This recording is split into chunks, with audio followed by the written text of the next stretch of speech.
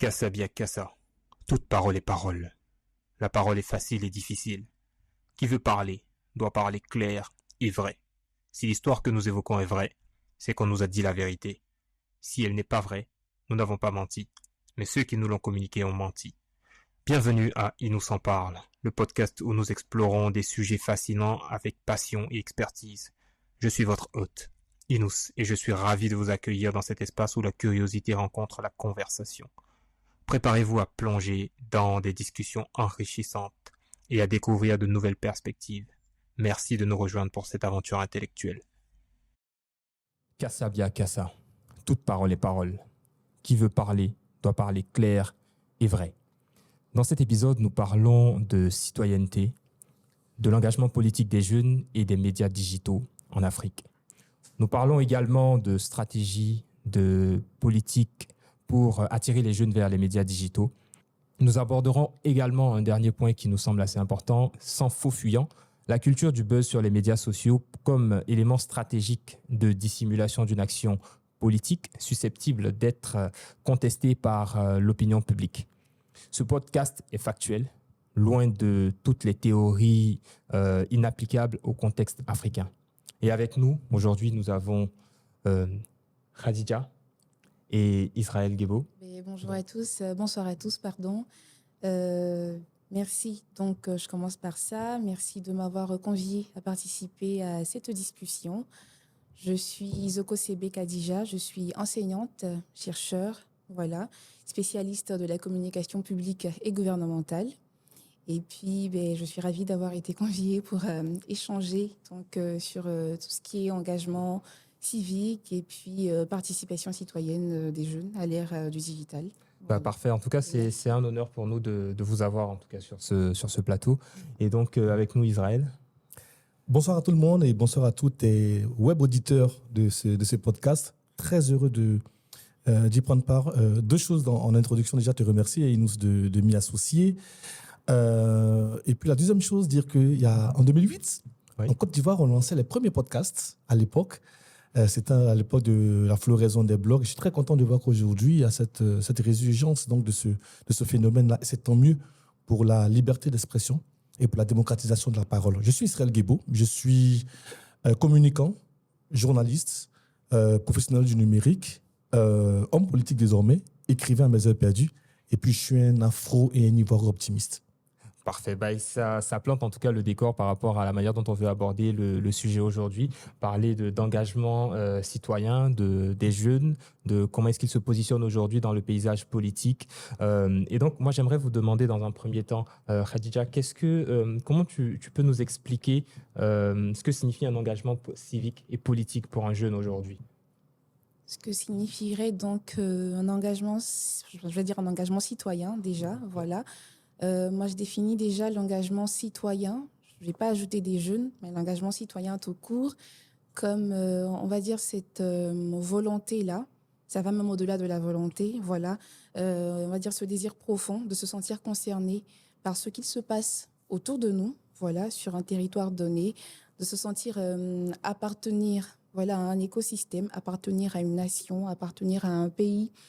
Et puis, donc, de se sentir concerné et de vouloir prendre part, voilà, au débat, à tout ce qui concerne la prise de décision, tout ce qui est processus d'élaboration des politiques qui vont justement venir toucher ou impacter le quotidien de nos semblables, de nous-mêmes, voilà, de nos proches.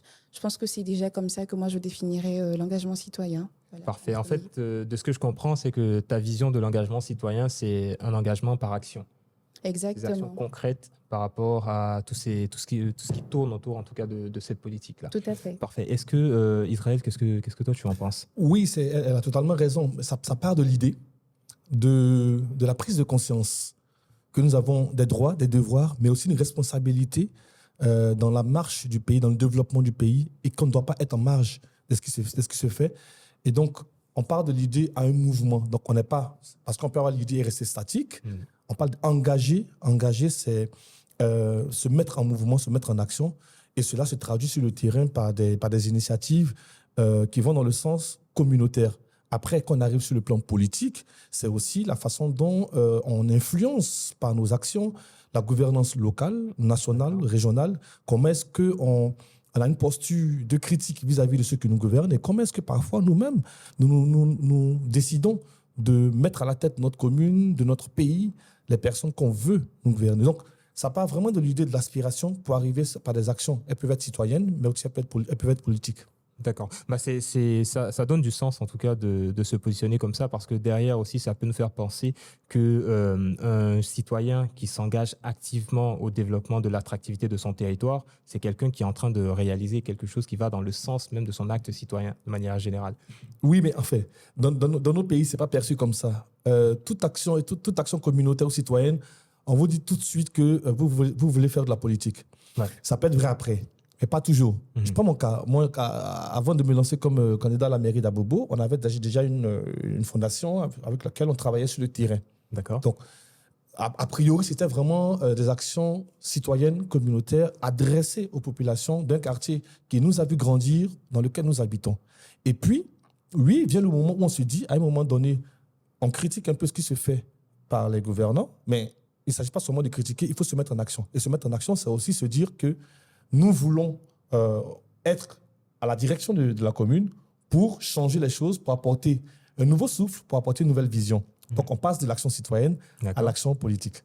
D'accord. Bah ça fait vraiment un bon sens ou un bon tremplin vers l'action politique en elle-même. Et aujourd'hui, on se rend compte que l'action politique est vue par certains jeunes on va dire, ils sont pas très motivés à l'idée de s'impliquer dans l'action citoyenne ou dans l'action politique. Mais on a déjà des exemples comme par exemple Israël qui, lui, s'est positionné déjà au point de vue politique. Mais moi, j'aimerais poser une question. Aujourd'hui, on se rend compte que les jeunes sont sur des réseaux, ils sont sur des médias, ils utilisent des médias, mais généralement, ils ne sont pas forcément autour des débats sur la politique. Qu'est-ce qui favoriserait cela? Alors, enfin, moi, je pense qu'en premier, je pense que déjà le fait de dire autour des débats sur la politique, je pense que ça, déjà au niveau au niveau des éléments de langage, c'est déjà quelque chose qui fait barrière.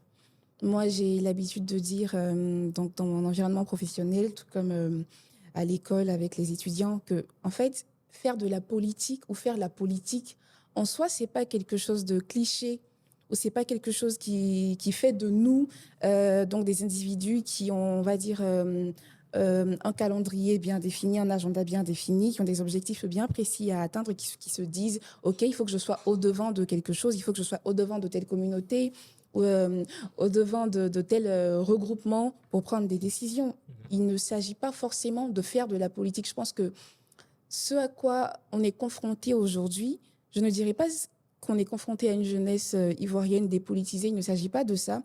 Je pense que ça se voit aujourd'hui quand on est sur Twitter. Enfin, je vais beaucoup plus prendre l'exemple de Twitter au lieu de Facebook. Voilà, il y a un fort intérêt pour ce qui se passe autour de nous.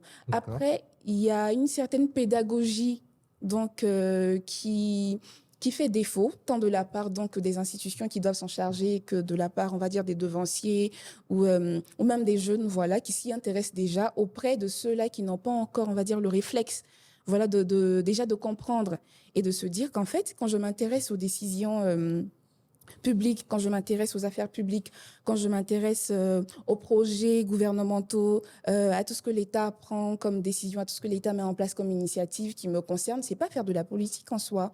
En soi, c'est s'intéresser à ce qui me concerne parce que je suis pas seulement bénéficiaire, mais je suis également un acteur actant. Parce que prendre part et puis m'intéresser, ça permet justement par derrière de relever ce qui n'est pas fait ou ce qui n'est pas fait correctement ou de façon approximative et puis faire des retours. Alors, peut-être que ce retour-là, il n'est pas immédiatement pris en compte. Je pense que c'est quelque part ce qui, comme ça, ils comprennent la chose. Parce que je vais prendre l'exemple de ce qui se passe en ce moment. On va dire que je ne vais pas dire qu'on est à applaudir, je ne vais pas dire que le gouvernement de Côte d'Ivoire est à applaudir, mais je vais dire qu'il y a beaucoup d'initiatives. Enfin, le gouvernement tend la main aux populations d'une façon ou d'une autre dans sa communication. D'accord. Mais on constate qu'aujourd'hui, quand on convie les jeunes à participer à ce type d'initiative, ils ont une réponse qui sort tout de suite. On participe, mais on ne voit pas les résultats. Alors, justement, moi, je pense que c'est cette pédagogie-là qu'on manque de faire. il faut leur faire comprendre que justement, vous ne participez pas pour que demain, là, tout de suite, parce que vous avez participé à une activité avec les acteurs ou les responsables de l'action publique ou gouvernementale en Côte d'Ivoire, demain, il y aura une décision qui sera prise en Conseil des ministres ou demain, tout va changer du jour au lendemain. Non, déjà, c'est l'intérêt que vous porterez à ces actions-là qui va leur faire comprendre que vous n'êtes pas, justement, des personnes qui... Vous n'êtes pas là pour recevoir, pour écouter et puis subir. Non, vous avez un mot à dire. Vous aussi, vous pouvez participer justement à cette construction-là de l'action publique, de l'action gouvernementale. C'est déjà ça le premier pas. Donc moi, je dirais pas, moi, je n'aime pas beaucoup quand on dit faire de la politique, quand on dit aux jeunes qu'il faut faire de la politique en soi, parce que je pense que en soi, il ne s'agit pas de faire de la politique. Il s'agit, comme Israël l'a dit, il a commencé par se sentir citoyen, par s'engager. Donc il s'agit déjà de commencer par là, parce qu'avant de faire de la politique, l'action même de faire de la politique, on se sent concerné par ce qui se passe autour de nous. On se sent concerné, on se dit qu'on est membre d'une certaine communauté et qu'on doit se sentir, on va dire, responsable de cette communauté. Donc, on parle là de redevabilité. C'est de là que vient justement, peut-être, que viendra l'envie de se dire, OK, ça, c'est mal fait. J'ai formulé des recommandations, nous avons fait des critiques, c'est pas reçu comme il faut. Donc, peut-être que si nous sommes au-devant des choses, ça se passera autrement. Donc, avant de parler de faire de la politique, moi, je pense qu'on doit vraiment faire de la sensibilisation. De la pédagogie, je dirais, déjà, pour que les jeunes y comprennent autrement ce que c'est que la participation citoyenne, l'engagement citoyen, avant même de parler de faire de la politique, tout simplement. Voilà. Parfait. Bah, ça montre effectivement un exemple concret de ce qui a pu de l'utilisation des médias sociaux pour véhiculer un message ou pour sensibiliser les jeunes sur toutes les actions politiques qui existent ou pour qu'ils aient la capacité de donner leurs mots, d'échanger sur ces points-là. Mais en même temps, je me pose la question et je me tourne vers toi, Israël. Est-ce qu'aujourd'hui, par exemple, on est capable de déterminer comment les médias sociaux peuvent influencer un jeune dans sa capacité à s'engager politiquement? Alors, avant de parler de ça, je voudrais peut-être rebondir sur ce qu'a dit Khadija. Alors, je suis d'accord avec elle à 60-70%. D'accord. Déjà, sur la sémantique, le mot politique, c'est la gestion de la cité, de façon noble, de façon basique. Et dans cette gestion de la cité-là, il y a une sorte de hiérarchisation. Il y a ceux qui nous dirigent, mais il y a ceux qui sont dirigés qui, eux aussi, ont une action. On peut parler d'action citoyenne, mais tout ça, ça fait partie de la vie politique. Donc, lorsqu'on demande aux jeunes de s'engager, ça peut être un engagement partisan, donc militer dans un parti politique, dans un mouvement politique, ou un engagement citoyen, mais tout ça rentre dans la sphère de la politique, donc de la gestion de la vie de la cité. Première chose que je voulais dire. La deuxième chose, c'est qu'aujourd'hui, la politique telle qu'elle est faite en Côte d'Ivoire, elle n'attire plus. Elle n'est pas sexy. Elle fait peur. Elle fait trembler. Quand on regarde les 30 dernières années, la politique rime avec la mort. La politique rime avec le sang. La politique rime avec la violence. Donc, tous les jeunes qui ont été engagés, qui ont été utilisés à la mort dans la politique. Et donc, quand on dit aux jeunes, engagez-vous dans la politique, ce qu'ils entendent, c'est engagez-vous en tant que partisans. Ils ne voient plus l'aspect engagement communautaire, l'engagement civique et citoyen. Donc, c'est un engagement parcellaire. Et donc, et je suis d'accord là, il faut faire de la pédagogie et expliquer et réexpliquer pourquoi tous les jeunes doivent s'engager sur le terrain là. Troisième chose que je voulais ajouter, par rapport aux médias sociaux, et j'en viens à ta question, il faut regarder un peu le contexte ivoirien. En Côte d'Ivoire, nous sommes 30 millions d'habitants. Okay. Nous sommes environ, allez, on va dire, 11-12 millions d'internautes. Il y a environ 6 millions sur les réseaux sociaux. Sur les 6 millions sur les réseaux sociaux, vous allez retrouver peut-être 4-5 millions sur Facebook, 700-800 000 sur Twitter, 1 million un peu sur LinkedIn, et ainsi de suite. Donc, on va dire en réalité que sur les 29 millions, il y a 6 millions de comptes qui sont sur les réseaux sociaux, mais qui ne sont pas représentatifs parce qu'il y a une vraie disparité au niveau de l'accessibilité à la technologie. Ouais. Ce qui va faire donc qu'on ne peut pas mesurer l'engagement et l'intéressement des jeunes à la politique par rapport à un réseau social qui n'est lui-même pas représentatif de toute la jeunesse ou toute la population ivoirienne. C'est vrai aujourd'hui, de plus en plus, avec un accès Internet, les jeunes s'intéressent un peu de plus en plus à certains sujets. Tout le monde attendait, tout le monde a presque suivi l'adresse à la nation du chef de l'État hier. Donc, il y a des sujets qui intéressent aujourd'hui les gens. On voit très bien sur les questions qui nous touchent, comment les jeunes y vont. Donc, ce qu'il faut faire, pour parler de la pédagogie, c'est aussi de dire aux jeunes, autant vous êtes prompts à embrasser, on parlera du buzz, tu l'as dit tout à l'heure, à embrasser certains sujets qui font le buzz. Soyez également prompts à vous intéresser aux problèmes qui vous touchent. On parle de la cherté de la vie, on parle du coût de l'électricité, on en parle 1 ou 2 jours, après, ça tombe dans l'oubli. Exactement, oui. Ben, il faut que justement ces réseaux sociaux-là servent à porter la voix des populations, à porter la voix des jeunes, puisqu'on a une population qui est très jeune. Il faut que ces réseaux sociaux-là servent à indexer, à critiquer, mais également à proposer par rapport à la vie de la cité. Comme je dis, la politique, elle nous concerne tous, à une échelle au sommet, mais aussi à la base avec les populations. Bah, c'est bien de pouvoir le préciser comme ça et ça me permet d'ouvrir une brèche ou de m'engouffrer même dans la brèche qui est ouverte. Engouffre-toi donc. Ce qui fait qu'aujourd'hui, par exemple, sur les réseaux sociaux, tout le monde le voit, il y a des organes enfin, je ne vais pas dire de coercition, entre guillemets, sur les réseaux sociaux, de sorte que quand vous publiez quelque chose ou quand vous exprimez quelque chose sur les réseaux, on a tendance un peu à vous catégoriser comme quelqu'un qui serait susceptible de commettre une infraction. Et donc, je ne dis pas, je préfère ne pas citer le nom de l'organisation en tant que telle dont on parle aujourd'hui.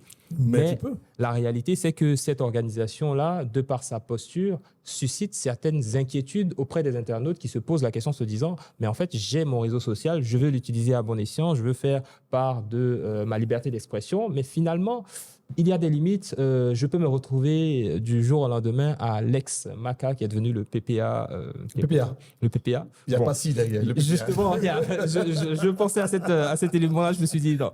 Ouais. Mais donc, c'est vraiment cet élément-là qui fait que ça peut générer une certaine inquiétude. Khadija, qu'est-ce que toi tu en penses par rapport à ce positionnement-là? Comment les jeunes peuvent se positionner pour être vraiment capables d'exprimer clairement leurs idées, pour que ce soit totalement entendu et qu'on ne bascule pas dans de la violence verbale ou de l'injure ou qui va être caractérisant d'une infraction potentiellement?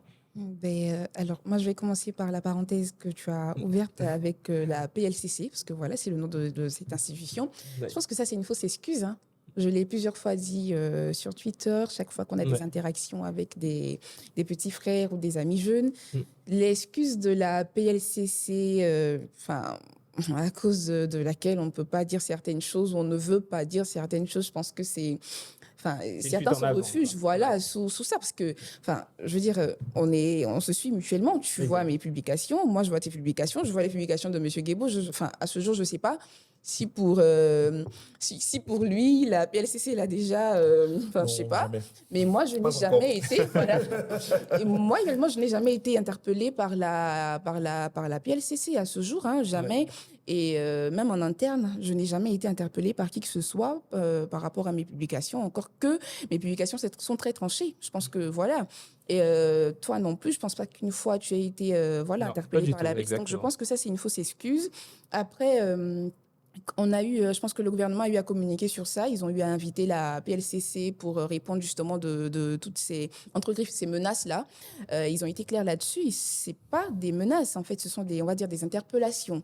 Après, si on se sent effrayé parce que là, il y a une institution donc gouvernementale qui justement est chargée de réguler ou d'organiser ou d'encadrer la prise de parole sur Internet, c'est qu'on se reproche des choses. Parce que bon, après, je pense que il est important de se rappeler que justement, on en revient à la pédagogie parce que être engagé citoyennement ou être un citoyen qui participe, il faut qu'on comprenne en fait tous, en tant que jeunes et même en tant qu'adultes, que tout le monde comprenne que, Israël le disait tout à l'heure, on n'est plus dans l'ancien modèle.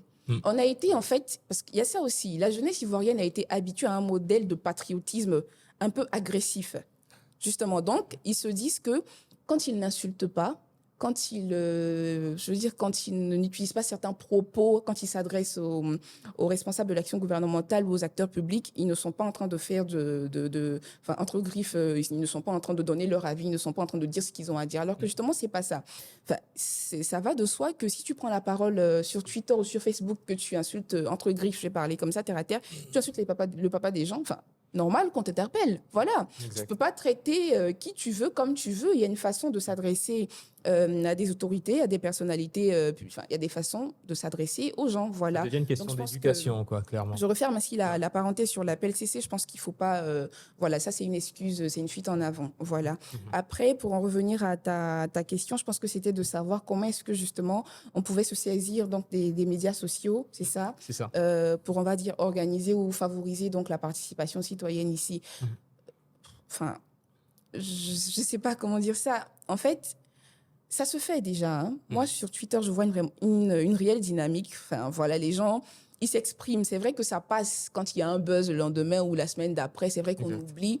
Mais c'est pour ça que je parlais et je parlerai toujours de pédagogie, justement. Parce que faire comprendre à quelqu'un que je ne vais pas dire que, enfin, je ne vais pas entrer dans les théories complotistes de dire que quand il y a un buzz, justement, le gouvernement fait en sorte qu'il y ait un buzz pour que vous oubliez que la vie est chère. Moi, je n'aime pas rentrer dans ces choses-là. On peut en parler, tout à l'heure. Parce que j'aime à dire, est-ce que vous avez des preuves? Il faut qu'on arrête. Hein. Après, on est dans un pays de l'amusement. Ça aussi, il faut le dire. Voilà. On aime ça. Donc, ce n'est pas le gouvernement qui vous envoie un buzz. Vous avez envie de vous intéresser au buzz. Il faut qu'on se responsabilise, se constitue les responsabilités. Le gouvernement, il n'a pas tourné la tête de quelqu'un. Il n'a pas dit, OK, détourne-toi de la vie chère. Écoute ce qui vient de se passer dans le showbiz. Le gouvernement a fait ça à personne. On a dit ça à personne. Quand tu sais que la vie est chère, que hier, tu étais en train de parler de la vie qui est chère et que demain, parce que dans le showbiz, il y a 2 artistes qui se sont giflés dans la rue, que tu commences à parler de ça, c'est ça ton sujet donc, de conversation sur une semaine, c'est pas le gouvernement, c'est pas l'écosystème, c'est toi. Voilà, donc je pense que les buzz et tout, ça, c'est de la nature de l'écosystème actuel, l'environnement ivoirien. On est très porté sur ces choses-là.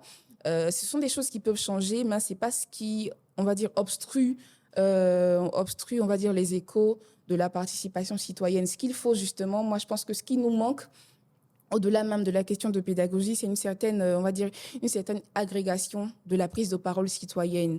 Je vais prendre l'exemple du Sénégal, non pas parce que mais parce que c'est un pays qui, je pense, nous a donné l'exemple, nous a montré l'exemple, voilà, en termes de participation citoyenne. Nous ont montré ce que ça pouvait apporter justement quand les populations s'intéressaient vraiment et participaient vraiment. Ils nous ont montré comment les populations pouvaient être des garants donc de la stabilité de l'état de droit, du respect de l'état des droits, etc. Donc moi je dirais, ce qui nous manque, c'est une agrégation de la prise de parole parce que déjà, ne serait-ce que pour retrouver. Vous voyez, parfois, quand tu décides de savoir un peu ce que les citoyens pensent, donc sans passer par tout ce qu'on sait déjà, les enquêtes, tout ça, de savoir ce que les citoyens ivoiriens pensent de, je veux dire, n'importe quoi, de l'éducation nationale. Déjà, tu vas sur Twitter, comme tout le monde. Donc, dans la barre de recherche, tu tapes Edu, Civ, Edu, un truc comme ça. Combien de personnes savent ou se disent, par exemple, que si j'ai mon avis à donner sur le secteur éducatif en Côte d'Ivoire, il faut que je mette un hashtag? Peut-être. Peut-être que ça, ce sont des bonnes pratiques en termes de citoyenneté de zéro, voilà, qui permettraient justement de faire de cette prise de parole citoyenne-là quelque chose qui apporterait un changement, quelque chose qui serait justement constructif ou pertinent. Voilà. Ce sont des choses auxquelles on n'est pas habitué, auxquelles on ne pense pas. Donc, tout le monde prend la parole de façon désordonnée, puis après, ça devient compliqué d'agréger. Donc, ça, déjà, c'est au niveau de l'agrégation. Après, au niveau de l'uniformisation, on va dire au niveau de la centralisation de la prise de parole, vous voyez tous ces spaces qu'on organise sur Citoyen, qu'on organise sur Twitter, toutes ces activités que les devanciers comme Israël, ils organisent souvent. Je pense que ça aurait été intéressant, par exemple, d'avoir, je raconte n'importe quoi, une initiative citoyenne qu'on reconnaît, à laquelle appartiendraient différents citoyens de tous bords. D'accord. Voyez-vous, de tous bords. Ok, d'accord, il a son petit tank, il a son organisation citoyenne, mais sur cette plateforme-là, ils viennent régulièrement pour donner leur avis. On n'a pas ça au Sénégal, ils ont divans citoyens. D'accord. Donc, chaque fois que toutes les organisations ou que tout le monde veut prendre la parole, on organise des spaces divans citoyens et tout le monde prend la parole là, dans ces spaces divans citoyens. Ici, on ne l'a pas. Donc, Inous va lancer son space aujourd'hui. Demain, Israël va faire son activité. Après-demain, Radija va organiser donc, un congrès avec des jeunes de Cocody. Demain, quelqu'un à Yopougon va organiser. Je ne dis pas que parce qu'on doit parler donc d'une seule voix, pour autant, on devrait éteindre certaines initiatives pareilles, mais ce serait intéressant d'avoir en plus de ces initiatives-là, quelques initiatives clés ou quelques organisations clés qu'on reconnaîtrait on va dire fédératrice, voilà, des citoyens ivoiriens de tous bords. Ça permettrait quelque part justement de venir organiser cette prise de parole-là. Donc ça, ce sont des exemples entre autres, voilà. Oui. Je pense qu'on pourrait... ça aurait été intéressant qu'on fonctionne comme ça. Malheureusement, ce n'est pas le cas. Je pense que voilà des obstacles, peut-être, des obstacles aux échos de la participation citoyenne en Côte d'Ivoire. Sinon, je pense que ce serait quand même ingrat de dire qu'il n'y a pas de participation citoyenne en Côte d'Ivoire. Aujourd'hui, sur les réseaux sociaux, on voit que les gens ils s'intéressent quand même un peu, Oui. voilà, malgré les buzz, et etc. Après, ce qui manque, c'est justement que cela soit encadré, voilà, pour que ça puisse répondre à quelque chose et que justement ça puisse nous permettre d'aller de l'avant, d'améliorer les politiques publiques, les projets qui sont mis justement en place pour nous, tout ça, et etc. Voilà. Parfait. Bah, en même temps, ça permet de faire le lien directement avec les différentes stratégies politiques ou des stratégies de manière générale pour attirer les jeunes vers les médias digitaux. Et ça me permet de me tourner vers toi, Israël. Selon toi, quels seraient des éléments clés d'une stratégie efficace sur les réseaux pour engager les jeunes électeurs? Alors, plusieurs choses, mais avant d'arriver, il y a des choses intéressantes qui ont été dites. Premièrement, sur la régulation. Il faut savoir qu'en Côte d'Ivoire, il y a plusieurs organes de régulation. D'accord. Nous avons l'ANP, l'Autorité nationale de la presse, qui a dans son scope désormais la régulation des médias en ligne, donc la presse en ligne. Il y a aussi la ACA, la Haute Autorité de la Communication Audiovisuelle, qui a dans son scope la gestion de tout ce qui est audiovisuel en ligne. En ligne, exact. Et puis, on a la PLCC, qui, n'oublions pas, appartient au ministère de l'Intérieur, de la Sécurité, donc qui veille à la sécurité des biens et des personnes.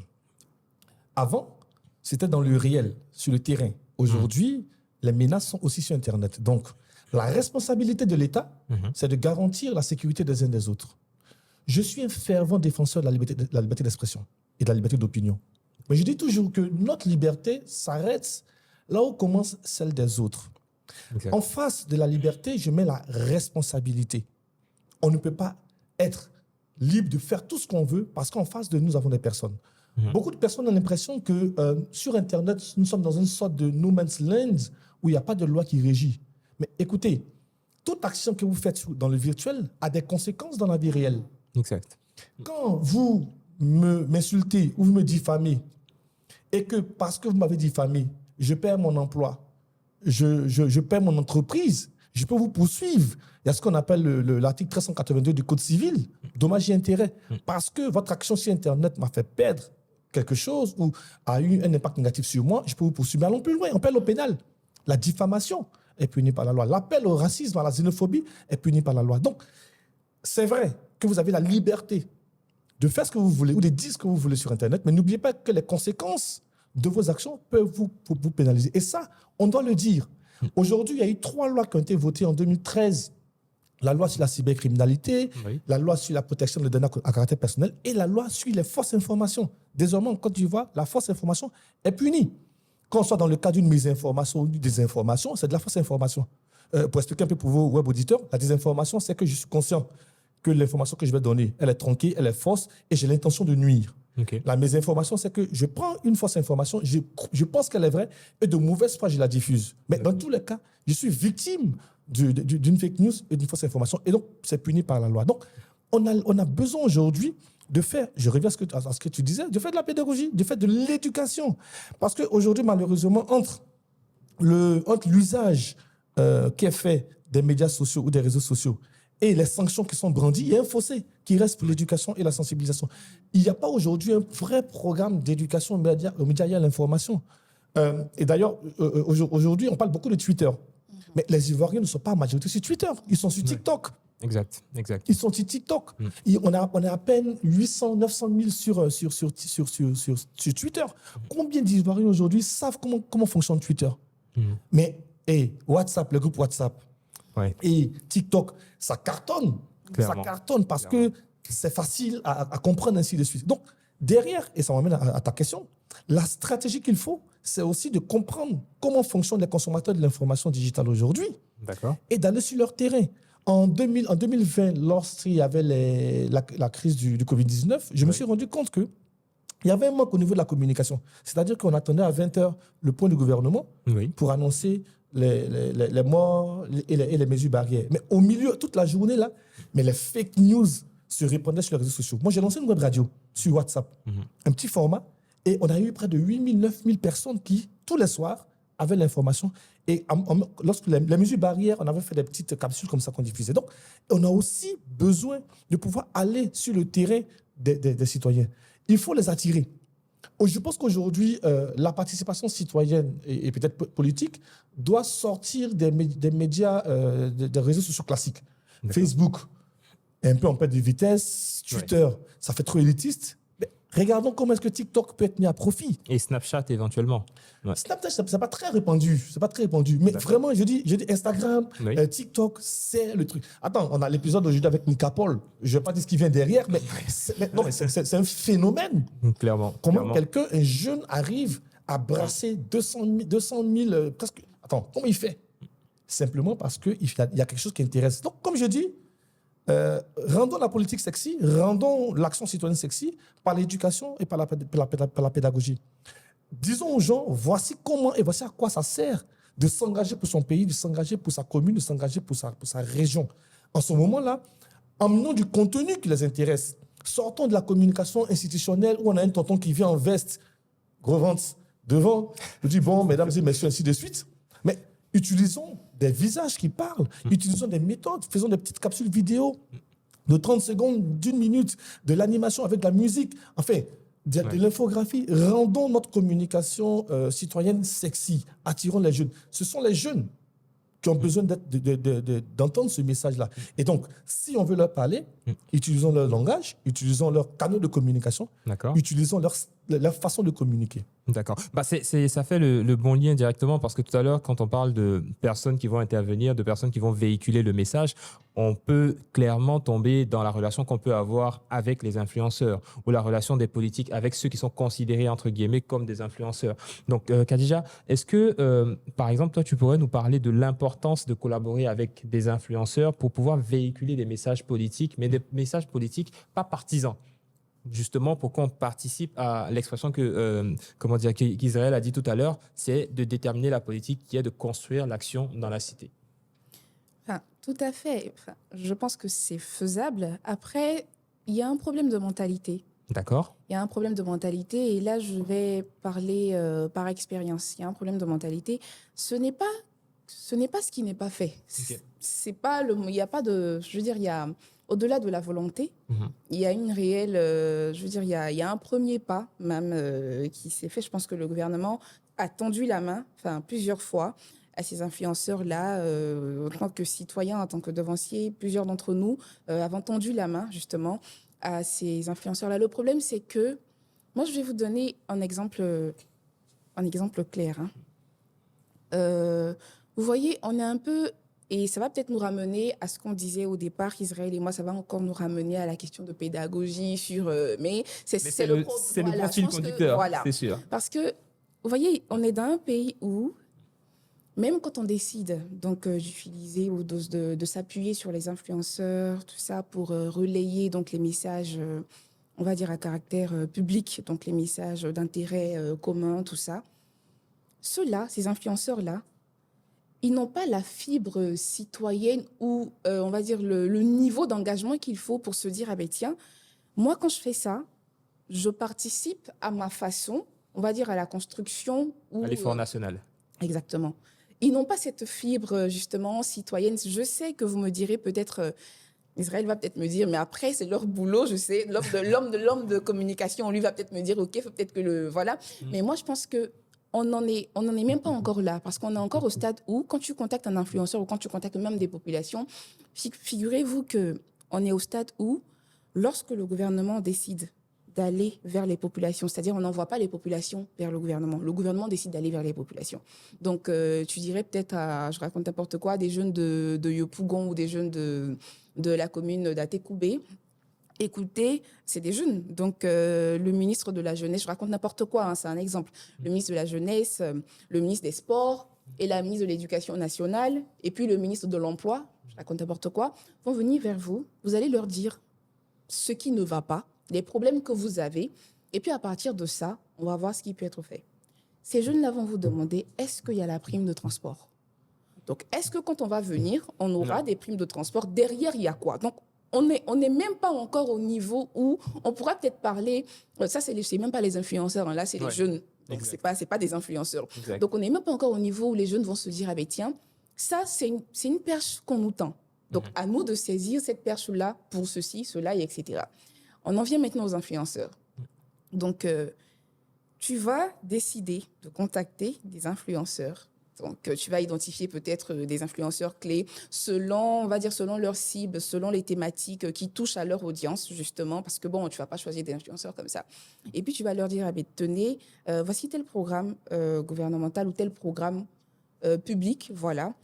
On souhaiterait que vous puissiez communiquer là-dessus. Je raconte n'importe quoi, hein, les élections, c'est dans 1 an. On souhaiterait que vous puissiez communiquer avec les jeunes qui vous suivent sur la question des élections, pour qu'ils participent, pour que voilà, ils aillent s'enrôler. On a besoin, par exemple, de mettre à jour le fichier électoral, des choses comme ça. Les influenceurs là, vont vous dire, OK, combien vous avez? En fait, il faudrait qu'on comprenne que on n'est pas encore, je vais dire comme ça, on n'est pas encore dans un pays où les gens ils se disent, en fait, moi, je suis un citoyen. Donc voilà, je suis un citoyen. Il est de mon devoir de prendre part justement à la construction ou au développement ou au maintien de la paix, de la stabilité, tout ce que vous voulez. Il est de mon devoir de le faire. On n'est même pas encore à ce stade-là. On est encore au stade où les gens ils se disent qu'ils sont en train de te rendre à toi, qui demandent. Oui. Donc à toi, le gouvernement, ou à toi, l'homme politique, ou à toi, je sais pas, le devancier ou le responsable de quartier, tout ce que vous voudrez, un service. Ils ne le font pas pour eux. Ils ne le font même pas pour leur famille ou pour leur environnement immédiat. Ils le font pour vous. C'est ce qu'ils se disent. On est encore à ce stade-là. Donc, est-ce que dans un tel contexte, est-ce que c'est faisable? Est-ce que c'est jouable, comme on dirait? Je ne pense pas. Quoique ce serait très beau. Ce serait très beau de pouvoir engager donc, les influenceurs justement sur ces causes-là, mais on n'en est pas là, malheureusement, parce que dans l'opérationnel, c'est pas ce qui ne se fait pas, c'est juste que ça les intéresse pas. Enfin, quand il n'y a pas d'argent derrière, quand on ne met pas la main à la poche, et encore même quand tu mets la main à la poche, il y a un certain montant qu'ils demandent, même pour des actions comme ça.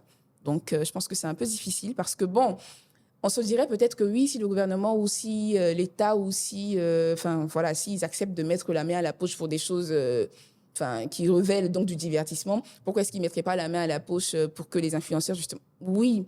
Mais est-ce que vous-même, en tant que citoyen, est-ce que vous êtes fier de dire ça? Est-ce que toi, en tant qu'influenceur, est-ce que tu es fier de dire ça? Est-ce que tu es fier de dire à, justement, quelqu'un qui t'approche, on va dire un acteur gouvernemental ou un responsable de l'action publique, qui t'approche pour ça, qui te dit, ah ben tiens, j'ai besoin que tu participes à cette initiative, et donc, on va dire que tu constates, tu vois que cette initiative-là, c'est pas une initiative partisane. Donc, c'est pour on va dire, c'est pour tout le monde, c'est pour le bien, les intérêts communs, c'est pour l'intérêt commun. Tu vois, donc tu sais, mais tu demandes quand même qu'on puisse te payer pour ça. Est-ce que toi-même, sous prétexte qu'on paie pour des initiatives qui n'ont rien à voir avec ça, donc pourquoi est-ce qu'on ne te paierait pas? Est-ce que toi-même, tu es à l'aise avec? Donc déjà, on a un problème à ce niveau-là. Je pense que si on résout déjà donc la question de sensibilisation, de pédagogie, tout ça, quand on finira de résoudre ces questions-là, de finir avec ces questions-là, peut-être on en sera justement on en sera là, voilà, à une manière où on pourra engager, on pourra se servir, s'appuyer sur ces personnes-là pour faire le travail de relais, voilà, d'amplification. Sinon, pour le moment, je pense que c'est des choses, c'est très beau à dire, voilà, c'est très beau à entendre, mais sur le plan opérationnel, c'est pas jouable, malheureusement. Ça fait du sens et je viens tout à l'heure vers Israël que je sais qu'il trépigne d'impatience de proposer quelque chose dessus. Mais en fait, est-ce que c'est pas quelque chose qui a été exacerbé par les actions politiques de ces dernières années? Parce qu'en réalité, aujourd'hui, les politiques, ou du moins il y a quelques années, les politiques, quand elles viennent discuter avec des jeunes, elles mettent en avant certaines choses. On a tous été conscients d'un épisode de campagne politique avec des histoires de sardines et autres. Donc, en fait, c'est les éléments qui font que, par exemple, quand un politique veut proposer quelque chose, même si c'est pour le bien des populations, et qu'il met quelque chose en avant de sorte que, par exemple, il puisse... c'est une forme de rémunération des personnes qui sont venues l'écouter. Ça crée, en fait, une forme de... Comment dire? C'est un peu le serpent qui se mord la queue. Parce que tout le monde se dit, en fait, c'est ce que les autres ont fait. Pourquoi toi, tu ne le ferais pas en tant que personne politique? Mais je pense qu'effectivement, c'est un point qui mérite d'être encore plus approfondi. Il faut bien faire la part des choses. l'influenceur a une démarche commerciale. D'accord. Ce qui fait sa force, c'est sa communauté et sa capacité à maîtriser son espace. D'accord. Ce sont les deux choses. D'accord. Qu'il soit intellectuel ou pas, de toute façon, en Côte d'Ivoire ici, on voit les niveaux. Le plus important, c'est qu'il a une forte communauté qui le suive OK. et qu'il ait la technicité pour maîtriser ses réseaux sociaux. Sur cette base-là, des annonceurs, des marques, des produits et services vont lui dire, écoute, fais passer le message pour notre produit, soit en placement produit, soit en le disant, soit en l'annonçant, ainsi de suite. Donc ça, c'est leur job. Et ces influenceurs-là sont utilisés dans les campagnes électorales. On l'a vu à Yopougon. On a vu comment ça a été fait, comment ils ont été utilisés et payés pour ça. Ce qu'il faut derrière, c'est qu'on arrive à susciter des impacteurs. Et je fais bien la nuance. Des personnes qui ont une communauté, qui ont une technicité, mais qui sont conscientes de leur engagement et de leur intérêt vis-à-vis de la cause publique et de la cause nationale. Combien d'influenceurs aujourd'hui ont pris la cause des inondations en Côte d'Ivoire pour dire aux gens, faites attention, restez chez vous? Combien? Pas beaucoup. Combien aujourd'hui ont décidé de lutter contre des phénomènes, ainsi de suite? Pas beaucoup. Ils sont encore des influenceurs, ils sont dans la sphère commerciale. Et c'est pas une critique que je fais. Je dis juste que dans ce qu'on est en train de dire, il faut qu'on arrive à les transformer en impacteurs. En Côte d'Ivoire, on a connu des impacteurs. Je pense le cas de CIV Social en 2010, pendant la crise post-électorale, des personnes, je peux citer les noms, Manassé Deye, Syriac Bogou, Djabi Mohamed, Nena, ainsi de suite, Edith Brou, Yin Djidji, se sont levés, ont commencé à aider des personnes à partir des réseaux sociaux. Et il y a eu des personnes qui ont accouché via Twitter. Donc, il y a eu ces impacteurs-là qui ont mobilisé la communauté pour rendre service à la nation. Lorsqu'il y a eu les bousculades du 1er janvier 2013, on a vu des impacteurs qui se sont levés d'eux-mêmes pour faire croiser les disparus et les photos des personnes qu'on retrouvait pour que les familles retrouvent les personnes vivantes ou mortes. On a vu comment 2 personnes se sont retrouvées à la police parce qu'on a jugé qu'elles faisaient de l'interférence. Lorsqu'il y a eu les inondations en 2016-2017, il y a eu ce qu'on appelle le CIV inondation. Donc, des personnes ont décidé de faire une cartographie et de mapper les zones à risque. Ça, c'est des impacteurs. Ça, ce sont des personnes qui ont une communauté, qui ont une technicité et qui décident de la mettre. Donc, ce qu'on doit faire, les influenceurs eux-mêmes, là, on doit les sensibiliser. D'accord. Parce que c'est la conscience citoyenne. D'accord. Ensuite, on doit les former sur des thématiques.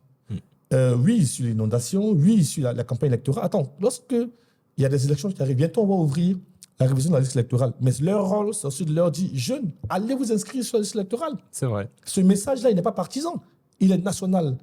Lorsque le jour des élections, ça veut dire, jeunes, sortez, allez voter, il n'est pas partisan, il n'est pas clivant. Donc, le rôle de ces influenceurs, c'est de passer de l'étape d'influenceur à impacteur.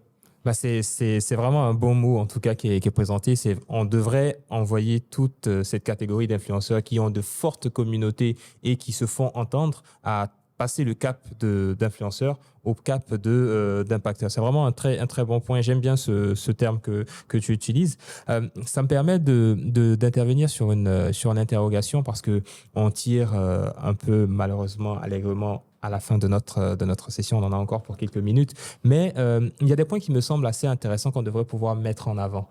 Après les problématiques qu'on a pu identifier, les éléments de solution qu'il y a aujourd'hui et dont on a parlé, je pense qu'il est important de parler des défis et des opportunités de l'engagement citoyen et politique des jeunes. Et quand je parle de ça, il y a des défis qui existent, que vous constatez, que vous voyez souvent. Khadija, dans l'exercice, par exemple, de tes fonctions ou dans ton exercice de la vie de tous les jours, quels sont les défis que tu as pu identifier par rapport, pour ces jeunes-là, les jeunes qui veulent s'engager de manière citoyenne et en utilisant des moyens de réseaux sociaux? Alors, moi, je dirais qu'il y a des... Donc, je vais parler des difficultés, on va dire, des différents bords. Des deux bords, tous les bords, okay. Voilà. Parfait. Donc, parce que je le disais en début d'activité, je vais le redire, voilà.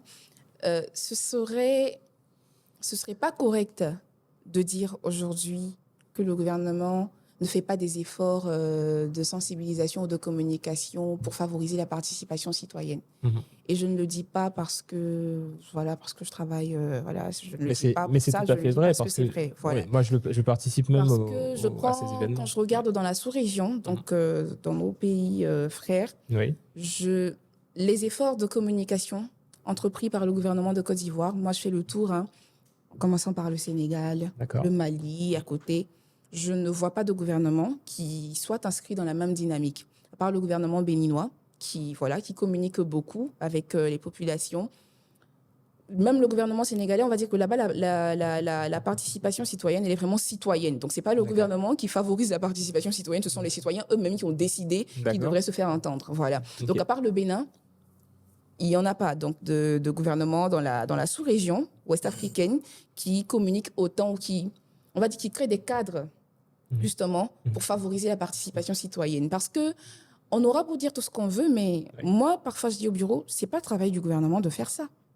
En réalité, c'est vrai, quelque part, on dira, OK, il faut un accompagnement, il faut que le contexte, que le cadre s'y prête, mais ce n'est pas le travail du gouvernement de venir vous dire, ah, mais tiens, écoutez, si vous ne vous intéressez pas à ce qui se passe autour de vous, il y aura ça, si vous ne vous intéressez pas, si vous ne venez pas dire, comment est-ce que, si vous ne venez pas nous faire de retour sur comment est-ce que les programmes que nous avons justement mis en place impactent votre quotidien, c'est pas au gouvernement de nous dire ça, c'est pas au gouvernement de faire cette pédagogie-là. En fait, en réalité. D'accord. Mais le gouvernement de Côte d'Ivoire, depuis quelques années, fait quand même Après, il y a beaucoup de choses qui peuvent être corrigées, il y a beaucoup de choses à améliorer, mais je pense qu'on a quand même un gouvernement qui, aujourd'hui, va vers les populations chaque 2 semaines, et les populations de l'intérieur. On a quand même un gouvernement qui... je veux dire un État, je ne vais pas dire un gouvernement, un État, parce que si je dis le gouvernement, c'est un peu comme si je suis en train de... Voilà, on a quand même un État, des dirigeants qui, chaque semaine, donnent la parole à un ministre ou à un responsable de l'action gouvernementale pour échanger justement avec les citoyens sur ce qui ne va pas dans le secteur dont il est responsable, le secteur de l'action gouvernementale dont il est responsable. Et quand ils font ça, je veux dire, ce n'est pas des personnes qui sont sélectionnées avant l'activité, OK, vous, eh bien tiens, toi, ça, tu dois dire ça, toi, tu dois dire ça. Ben non, c'est des activités en direct, c'est des activités, des échanges spontanés. Donc, je pense que si on veut s'intéresser à ça, on va s'intéresser à ça.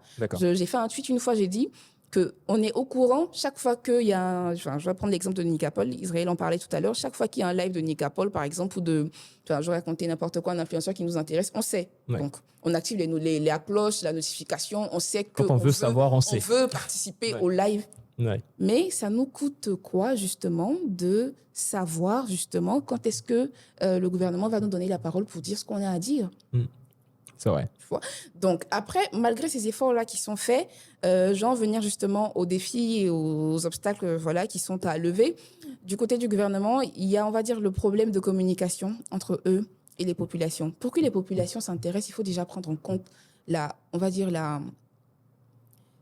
j'ai envie de dire les caractéristiques de cette population-là. D'accord. On est quand même un pays où il y a un fort taux de personnes non alphabétisées. On est quand même dans un pays où les gens savent lire sans forcément comprendre. Donc, imaginez qu'on soit dans un tel pays avec une telle population et que la communication soit fortement digitale. D'accord. Parce que déjà, pour demander à des personnes de s'intéresser aux décisions que vous prenez pour eux, il faut qu'ils comprennent les contours, les tenants et aboutissants des décisions que vous prenez pour eux. Mais si justement ces décisions-là, vous le leur communiquez dans un français entre griffes soutenu, un français de personnes, il faut faire bac+5 pour comprendre ce que vous venez nous communiquer, nous on ne comprend pas. Ouais, c'est plus compliqué. Moi j'ai fait une enquête une fois, j'ai demandé aux jeunes, pourquoi est-ce que vous vous intéressez pas à l'action, pourquoi est-ce que vous vous intéressez pas aux décisions gouvernementales, aux projets gouvernementaux? Parce que quand on se base juste sur le programme jeunesse du gouvernement, vous savez, il y a eu le programme jeunesse du gouvernement, ça c'est un programme qui date depuis l'an dernier. Mais combien de jeunes connaissent les différents axes de ce programme-là? Donc on vous dit que ça c'est un programme pour vous, mais ça vous intéresse même pas de savoir que, OK, ce budget que le président de la République a décidé d'attribuer à ce programme-là, c'est pourquoi? Le ministre en question, il a dit qu'il va faire quoi pour nous, pour qu'on lui donne ce budget-là? Déjà, le budget, ils ne le connaissent pas. Combien d'entre eux savent un peu le budget, à combien s'élève, tout ça? Combien d'entre eux savent un peu c'est quoi les différents axes, c'est quoi les actions qui sont prévues, ne serait-ce qu'au titre de l'année dans laquelle on est? Ils ne savent pas. Et justement, quand on leur demande, ils disent parfois que c'est parce qu'ils ne comprennent pas. Donc, quand les informations sont publiées sur ça, ils ne comprennent pas le niveau de langue. Donc, je dirais qu'il y a un problème de communication, il y a un problème d'adaptation donc de l'information au public qui est concerné. Donc ça, déjà, c'est au niveau donc, des dirigeants, de la classe dirigeante de l'État. Et puis, au niveau des populations, outre le fait qu'il faille faire de la pédagogie et tout ça, il y a également, je ne sais pas si je peux dire comme ça, il y a également un problème de volonté. D'accord. Il faut vouloir. Ok. Parce que avant de participer, avant de t'engager, déjà, il faut vouloir. Ok. Il faut que toi-même, tu veuilles t'intéresser à l'information. Il faut que les populations ivoiriennes renouent avec l'information. Il faut que les jeunes renouent avec l'information. Parce que jusqu'ici, ce que moi je constate, c'est qu'il y a un divorce avec l'information. Même quand tu envoies une information, quand ça dépasse 5 lignes, ils ne lisent pas. Et ça, c'est même pour ceux qui savent lire. D'accord. Et même quand tu vas en région, que tu fais une activité avec des populations, au bout de 30 minutes, les gens ils commencent à partir parce qu'ils estiment qu'ils ont été là trop longtemps, ça dure, voilà. Donc, je pense qu'il y a un réel problème de volonté. D'accord. Il faut qu'on veuille justement s'approprier l'information qui nous concerne. Il faut qu'on veuille faire partie de ceux qui prennent part à l'élaboration des politiques qui nous concernent. Il faut qu'on veuille participer tout simplement à la prise de décision. Il faut qu'on veuille participer avant la prise de décision à l'élaboration même des idées sur les projets qui nous concernent, tout ça. Donc, je pense qu'il y a également un problème de volonté. Et puis, pour finir, je vais dire qu'il y a un problème de... Comment dire? Il y a un problème de, je vais pas dire de cohérence, je vais pas dire d'agrégation. Il faut qu'on se mette ensemble, pour ainsi dire. Voilà. Il faut qu'on décide de parler d'une même voix. C'est bien beau d'avoir... de pouvoir dire que, OK, quand tu veux parler d'éducation avec les citoyens ivoiriens, Abidjan, si tu veux un interlocuteur, il faut te référer à Israël. Quand tu veux parler, donc je raconte n'importe quoi, des questions de protection de données, tout ça, il faut te référer à Inous. Quand tu veux parler de participation politique des jeunes, réfère-toi à Khadija. C'est bien beau. Mais il faut qu'on puisse justement savoir que parfois, il est important de parler d'une même voix. OK. Donc ça, c'est un défi à relever. Moi, je reviens sur ça parce que tout à l'heure, Israël disait qu'il faut que les influenceurs passent d'influenceurs à impacteurs. Oui. Mais qui va faire passer les influenceurs d'influenceurs à impacteurs? Okay. Qui les forme? Qui les forme? Ouais. Qui va porter cette initiative-là? Est-ce que c'est un parti politique ou une initiative citoyenne qui va porter cette initiative-là? Si oui, laquelle? Il faudrait déjà que cette initiative citoyenne ou ce groupe ou cette ONG qui va porter cette initiative-là soit déjà une ONG qui a un positionnement fortement citoyen, donc non partisan, que tout le monde sache que, OK, ceux-là qui vont entreprendre cette initiative-là, c'est pas des gens pro-Babo, pro-Ado ou pro-Bédier, enfin, paix à son âme, voilà. Mais ce sont un groupe de citoyens qui portent des actions profondément citoyennes qui nous concernent tous. Donc, je reviens encore sur cette question-là d'agrégation et puis de centralisation de la prise de parole. Il faut qu'on ait des plateformes qui nous permettent justement de prendre la parole tous ensemble, c'est entre griffes, voilà, tous ensemble sur des questions qui nous concernent tous.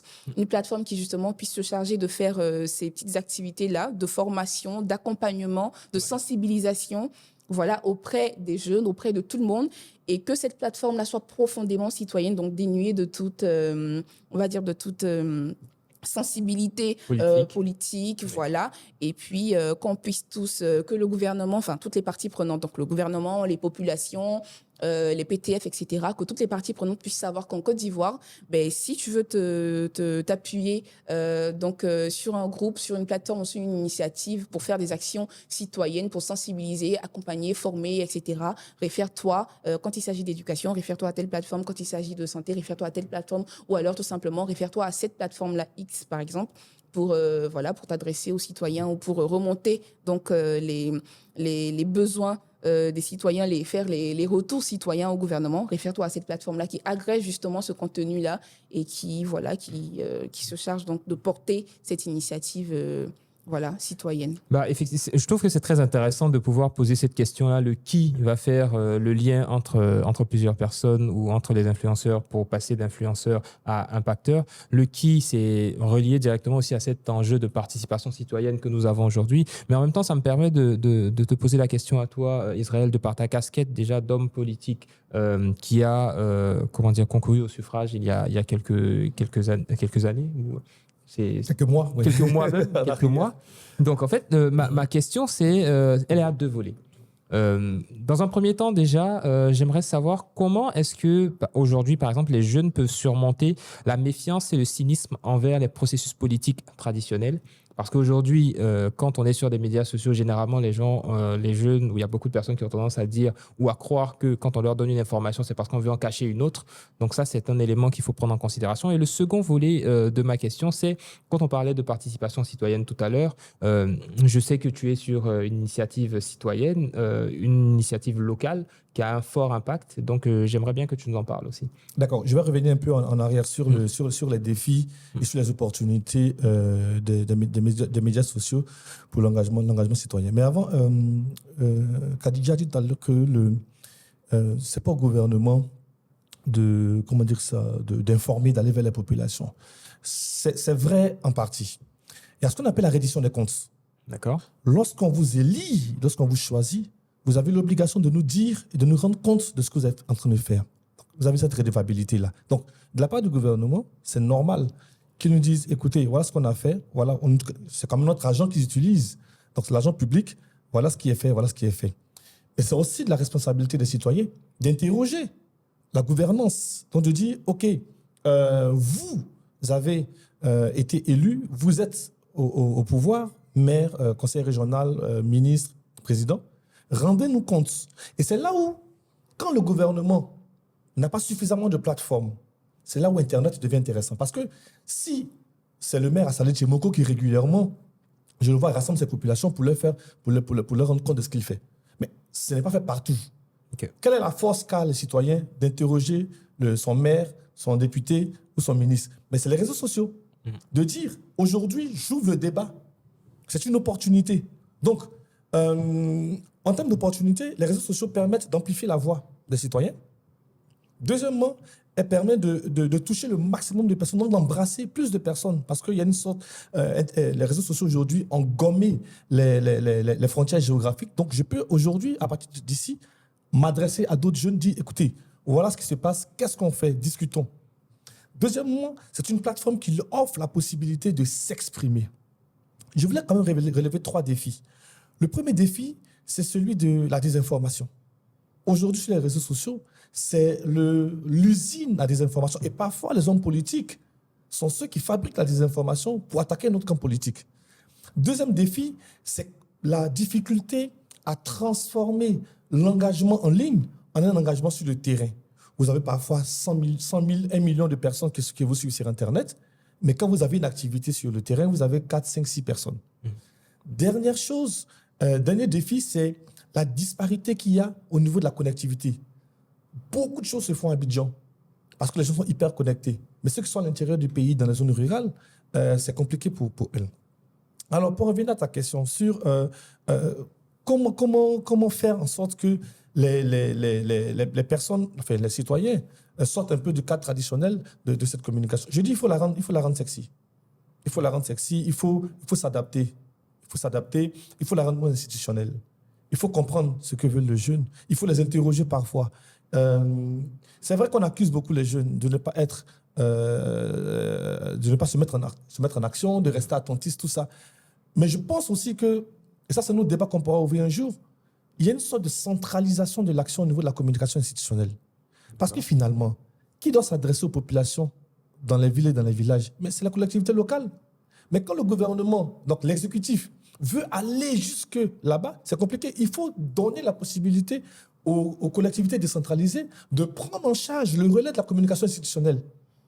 S'il y a une communication à faire, les mairies, les conseils régionaux comprennent mieux la population et savent dans quel langage leur parler. Il y a des radios communautaires qui existent. Donc c'est lorsqu'on veut passer de l'exécutif pour aller dans le village que finalement on se perd un peu en conjecture. Donc il faut impliquer davantage les collectivités locales dans cette communication qu'on a et dans cette mobilisation auprès des citoyens sur des questions qui touchent la nation. Et puis derrière, je dis, il faut permettre aussi aux réseaux sociaux d'être cet espace-là d'expression. Il faut que les citoyens eux-mêmes se rendent compte qu'ils ont entre leurs mains un espace, un outil, un instrument, une technologie qui leur permet de parler directement aux autorités, mais aussi de mobiliser d'autres citoyens pour faire, comment dire ça, de l'action, pour faire pression même parfois sur le gouvernement. Rappelez-vous en 2016, si ma mémoire est bonne, lorsque le président a voulu augmenter le coût de l'électricité, il y a eu tellement de mouvements sur les réseaux sociaux qu'au cours de son adresse, le 7 août, il a dit que finalement, il ne va plus le faire. Donc, c'est possible. On a vu tout ce qui s'est passé avec la crise des data en Côte d'Ivoire. On a vu ce qui s'est passé avec le... Comment dire ça bon, là, on voit les inondations, ainsi de suite. Donc, il y a cette puissance qu'il y a dans les réseaux sociaux qu'on doit se servir. Tu parlais de l'initiative qu'on a lancée avec le think tank Côte d'Ivoire ensemble. C'est les ateliers ensemble. Les ateliers ensemble, on s'est dit qu'à un moment donné, pour en venir à ce qu'on disait, il faut former, il faut éduquer les personnes. Après mon expérience à Bobo, je me suis dit, ce qui nous a manqué, nous, ce n'est pas qu'on avait, on avait un mauvais projet, on avait un super projet. On a fait une très belle campagne. Mais on parlait en griffe aux mauvaises personnes. Si vous parlez à quelqu'un qui est sourd, même si vous lui dites des paroles mielleuses, cette personne n'entendra pas. Exact. Donc, on a parlé aux personnes, on dit en Côte d'Ivoire, qui avaient caillou dans leurs oreilles. D'accord. Ce qu'il faut faire donc derrière, c'est faire de la pédagogie. Donc, de l'éducation en leadership, mais de l'éducation citoyenne. Expliquer pourquoi elles doivent être inscrites sur la liste électorale. Pourquoi elles doivent aller voter. C'est quoi le rôle du maire? C'est quoi le rôle du député? Faire la distinction entre le rôle du maire et le rôle du député. Parce que parfois, on va demander aux députés de venir faire les routes, de venir construire les hôpitaux, parce qu'on ne sait pas. Et puis derrière, faire de la formation politique. Pour que ceux qui veulent faire de la politique sachent quel est le compartiment entre l'attitude partisane et l'attitude citoyenne. Ouais. Donc, on a lancé le projet. Au départ, on espérait avoir 500, 100, 200 personnes. Nous sommes à 2800 candidats. On a dû sélectionner 1545 parce que... Mais il y a une forte attente de formation et d'éducation. Donc, en même temps qu'on dit que non, les jeunes ne sont pas attentistes, mais, et je suis d'accord avec ce que tu disais, il faut qu'il y ait une plateforme qui permette à ces jeunes de se faire former. On espère que ce qu'on a lancé, et là, on va commencer les cours dans quelques jours, le 13 juillet, et ça va durer jusqu'en décembre. On espère vraiment que ça sera un premier jet et qui va susciter d'autres choses les années prochaines. Ils vont apprendre les idéologies politiques, l'histoire des partis politiques, l'histoire économique de la Côte d'Ivoire, l'histoire même de la Côte d'Ivoire, l'histoire politique de la Côte d'Ivoire. C'est quoi le rôle des institutions, à quoi ça sert l'Assemblée nationale, le rôle des élus, c'est quoi le budget de l'État, l'année fiscale, c'est quoi la dette. Chaque parti politique va passer pour parler de son histoire, de son actualité, de sa vision. Donc, on veut vraiment refaire l'éducation politique et citoyenne des Ivoiriens, de sorte qu'en fait, en 2025 et les échéances qui vont arriver après, on ait moins de violence, pas du tout de violence, parce que les gens auront compris que finalement, ce n'est ni le parti, ni la personne, ni l'ethnie, ni la religion, ni l'argent qu'on doit regarder comme référentiel, comme repère pour aller voter, mais plutôt le programme et le projet qui doit rentrer en adéquation avec nos aspirations profondes. Parfait. En tout cas, merci beaucoup Israël pour ce point qui est très très intéressant. Ça me permet de renchérir aussi sur une initiative menée par Khadija qui est ici Afrique, si je ne me trompe pas, qui est vraiment une plateforme qui permet de communiquer énormément. Donc, qu'est-ce que tu peux nous dire par rapport à cette plateforme? Mais, comme Israël le disait tout à l'heure, il parlait donc de formation, d'accompagnement et justement, on est parti donc du constat selon lequel on dit parfois que pour refonder une société, il faut commencer par le bas. D'accord. Voilà. Et moi, d'ailleurs, je m'intéresse fortement aux initiatives d'Israël. Et puis, j'ai vu que justement, à ce type d'initiative-là, les élèves, donc les plus jeunes, de 15 ans, 16 ans, 14 ans, ils ne pouvaient pas forcément y participer parce que, bon, le niveau de langue, le niveau de formation, donc le niveau même de débat, voilà, n'est pas le leur. Et puis, justement, à côté donc des initiatives que je mène professionnellement, voilà, pour le compte du gouvernement, on s'est dit pourquoi est-ce qu'on n'accompagnerait pas donc ces enfants-là, donc ces élèves, c'est plus jeune, je dirais comme ça, parce que bon, je ne veux pas dire les enfants. Donc, c'est plus jeune, entre 13 et 18 ans, à tout ce qui est éducation citoyenne et puis même à les réconcilier avec l'information, parce qu'on s'est dit que c'est de là que part tout. Voilà, donc justement, on fait tout ce qui est au-delà d'informer, donc de donner d'abord les informations gouvernementales d'une part sur ici l'Afrique. On donne également les informations aux enfants sur tout ce qui se passe autour donc dans les pays de la sous-région. Et puis à côté de ça, on fait également des petits ateliers de formation dans les écoles, dans les collèges, sur tout ce qui est formation citoyenne. Donc justement, on leur apprend, il le disait tout à l'heure, qui fait quoi. Donc le maire, il fait quoi. Le député, il fait quoi. L'Assemblée nationale fait quoi. Quand on parle de Parlement, de quoi il s'agit. le président de la République, quand on parle de gouvernement, comment est-ce qu'informer un gouvernement? Les ministres, ils font quoi? Voilà, c'est un peu ce type de formation qu'on leur donne justement pour qu'à la majorité, ils puissent justement être ces citoyens-là qui sachent leurs droits et puis sachent également les devoirs des personnes entre griffes qui les gouvernent. Voilà. Donc, c'est un peu ça que Jeunes Médias et Société fait. C'est le nom de l'initiative porteuse donc, des deux chaînes, ici l'Afrique et puis ce qui se passe. On a à peu près 400, donc quand on dit à peu près 400 jeunes, ils sont à peu près 400 dans la communauté. C'est ceux-là qu'on encadre et puis ben voilà, à qui on essaie de montrer que entre griffes, comme ils le disent, c'est pas soyer, comme on dit en Côte d'Ivoire, de s'intéresser à l'information, c'est pas soyer d'être un citoyen engagé. Donc pour ainsi dire que c'est pas le fait d'être un citoyen qui participe, un citoyen engagé, le fait de s'intéresser aux informations autour de toi ne fait pas forcément de toi quelqu'un à l'écart, quelqu'un qui ne peut pas être branché comme il veut l'être, voilà.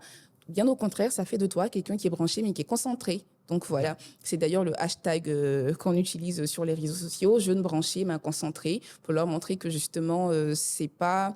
ça ne va pas à l'encontre de tout ce qu'ils veulent être. Voilà, c'est justement, ça fait partie de ce qu'ils veulent être. Ils veulent être ces personnes-là qui sont cool, voilà, et justement, ben, savoir ce qui se passe autour de toi fait de toi quelqu'un de 2 fois plus cool. Voilà, donc c'est un peu ce qu'on fait à Jeunes Médias et Société. Je rebondis rapidement sur ce que Israël disait en début de prise de parole. Alors, je ne fais pas l'amalgame entre redevabilité et participation citoyenne. Seulement, la redevabilité gouvernementale ne fait pas la participation citoyenne. C'est ce qu'il faut, c'est ce que je me dis qu'il faut qu'on rappelle et qu'il faut qu'on comprenne, que les citoyens ivoiriens comprennent. Donc, le fait que le gouvernement ou que les responsables de l'action publique se disent qu'ils doivent vous rendre compte, c'est bien. C'est d'ailleurs de ça que se nourrit l'action publique et l'action gouvernementale. Mais ce n'est pas ça qui vous fera participer parce que, enfin, là, ça se fait, mais c'est pas ce qui... C'est pas suffisant. C'est pas suffisant, ça se fait, enfin, voilà, tous les jours, chaque semaine, à tout moment, mais ce n'est pas suffisant. Donc, la redevabilité gouvernementale ne fait pas la participation citoyenne, bien au contraire. La redevabilité gouvernementale complétée de la participation citoyenne fait justement un pays stable, un pays où on respecte l'état de droit, un pays avec la bonne gouvernance, etc. Donc la redevabilité gouvernementale, c'est bien beau. Voilà, ils s'y essaient d'ailleurs, voilà, nos responsables gouvernementaux, mais il n'y a pas de participation citoyenne pour compléter et puis renforcer cette redevabilité gouvernementale-là pour justement pouvoir les contraindre à devoir accepter qu'ils doivent rendre compte, voilà, que ça fait partie de leur prérogatives, de leur mission, de ce pourquoi ils sont là, parce que quelque part, c'est cette participation citoyenne-là aussi qui aurait permis de consolider certaines activités, des activités qui ont été initiées, mais qui n'ont pas, on va dire, qui n'ont pas été poursuivies justement par manque de participation, tout simplement parce que, on a constaté que les citoyens ne s'y intéressaient pas du tout, voilà. Et puis à la question donc des réseaux sociaux, moi j'ai envie de dire, je dis souvent, il faut qu'on dédigitalise un peu les choses, voilà. Parce que on est quand même dans un pays où, dans des zones reculées, on a environ 75% de la population qui est jeune, mais dans certaines de nos villes ou certains de nos villages reculés, il n'y a pas accès à Internet. Il n'y a vraiment pas accès à Internet. Déjà, nous-mêmes en ville, ici à Abidjan, il y a des communes où, tu tapes 2 heures pour actualiser une page. Donc, est-ce que digitaliser tout est la solution? Est-ce qu'une citoyenneté de zéro est forcément la solution? Moi, j'ai envie de dire non, pas totalement, parce que, il faut tenir compte de nos réalités également. Donc, avoir des plateformes ou se servir des réseaux sociaux pour impulser cette participation citoyenne, c'est bien, mais il faut également penser à des activités qui touchent justement ces populations-là qui sont dans les zones reculées ou ces personnes-là qui n'ont pas forcément accès à Internet et qui peuvent justement s'organiser, être organisées sans forcément avoir recours à Internet. Parce qu'aujourd'hui, moi, je pense que c'est ce qu'il manque. Aujourd'hui, on veut tout faire sur Internet parce qu'on se dit qu'on a l'ère de la digitalisation, etc., intelligence artificielle, tout ce qu'on veut.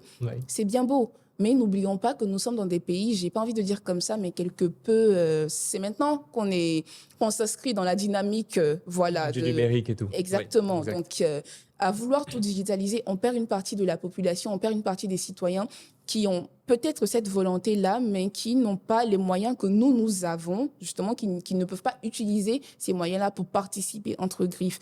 Donc, c'est pour ça que moi, je tiens à tout ce qui est communication de proximité, que ce soit donc du côté des gouvernants ou même des citoyens. Moi, j'aime beaucoup qu'on organise parfois des activités qui ne sont pas forcément diffusées en direct. OK, on peut se servir d'Internet pour relayer, mais des activités qu'on peut organiser comme ça, voilà, dans des quartiers, dans des communes, dans des villages. On peut aller vers les populations, discuter avec eux, aller vers nos confrères, nos concitoyens, discuter avec eux sans forcément avoir recours à Internet parce que c'est des personnes que parfois tu peux même pas informer via Internet de la tenue de ton activité. Dans un village reculé derrière Ouagadougou, là-bas, ils ont même pas Internet. Donc, comment tu fais? Ouais. Voilà. Et puis après, le gouvernement va vers les populations, on va dire c'est pas pour arracher la parole donc aux collectivités territoriales.